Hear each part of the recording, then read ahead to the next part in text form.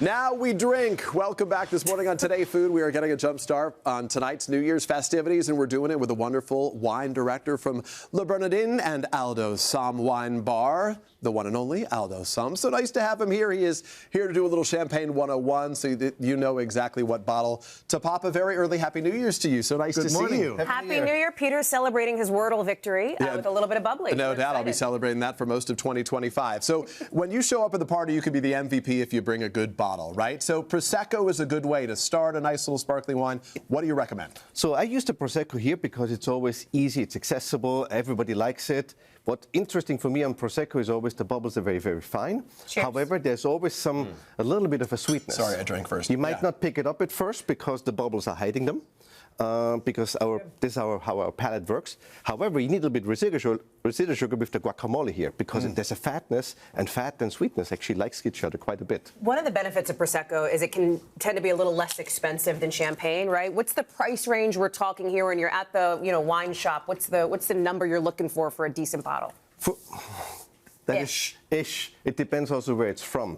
Prosecco, in this case, you can get anywhere from $15 to 20 to 30. Even there's upper scales too. This is a fairly accessible one. And again, it doesn't break your bank, and you don't feel guilty if you open a second bottle. Yeah. Because this is what New Year's Eve all about. You can have a second bottle too, and she feel good about it. Can we talk some rosé for a second here? Are we supposed to? Did you knock yours back? So you finish yours, and then we do the next one, and then we go to the next one too. Okay, appreciate that. Aldo, we got to get you a glass as well. Now you're making me drink too. Exactly. So the rosé here, you like to say that looks can be deceiving when it comes to the bottle versus what's in the glass. Explain. Correct. To me, often, there's beautiful bottles when you look in a wine store. You always buy the most beautiful bottle which speaks to you. Yeah. And there is often, most of the bottle your purchase price is mostly dedicated to marketing. I often buy, in this case, is a perfect producer. This is like a grower champagne. It's a small farmer who farms biodynamically, and it's one of the greatest deals in the market. And on top of it is rosé. And so why rosé with a salty snack? You put out some breadsticks for us. Why? Same thing. We have a little bit of an aromatic element here. There's toasted element too. And rosé, you can basically go across the board.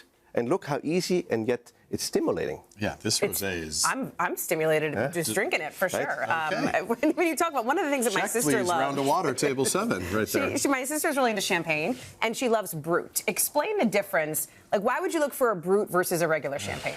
Brut, actually, people often think Brut tells you anything about quality. That's actually not true. Brut is residual sugar. It goes up from 0 to 15 grams, right? Then you would probably have extra Brut, which is drier.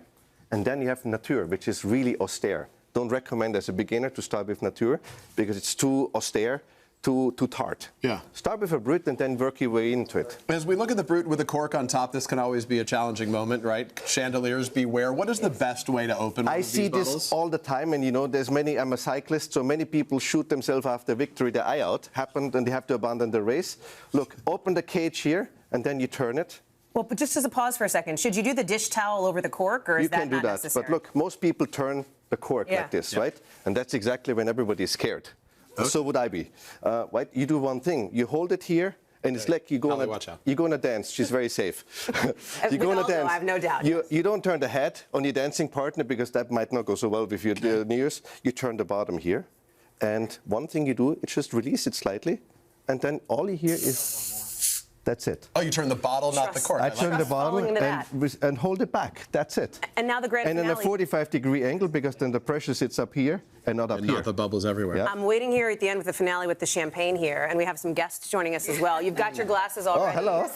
This is it. I mean, this is the big one that people will tend to do for New Year's Eve. See, this is what wine is often all about. The sharing element, the celebration. Right? You make friends. You have 1 or 2 glasses of wine, and then you connect immediately with someone who is a stranger, and you make friends in no time. Well, cheers to that. Cheers. To that. Thank you so much. Before the ball drops, we celebrate here on Today. Aldo, thank you for a great year. Thank you for having me. We appreciate Happy New Year. Happy New Year. This was a lot of fun. We thank you. We wish you a very happy New Year as well.